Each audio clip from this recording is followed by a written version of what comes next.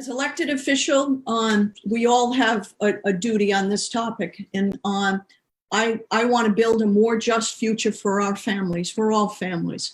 I've amassed a solid record as an advocate for anti-discrimination and tolerance.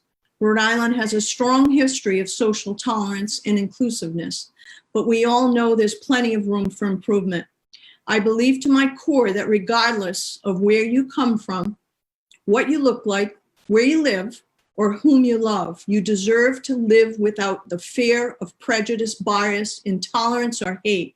As a councilwoman, I have worked diligently to make opportunities available. I've added components to our tax stabilization agreements that require minority business-owned and women business-owned enterprises to make sure that developers utilize a percentage of those areas or those folks to provide contracts to. I've also added an affordable housing trust. I worked with Councilwoman Harris and other colleagues to require that all the TSAs that are given out in the city of Providence to attract development include an affordable housing trust. That's something that we did a couple of years ago, and it makes provisions for housing, which is so critical, particularly since we have a housing shortage.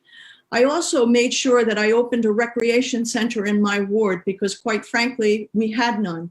And when I was campaigning for council, a number of families asked me for a safe place for, single parent household, needed a safe place to send their kids after school. That's been a tremendous resource for our community.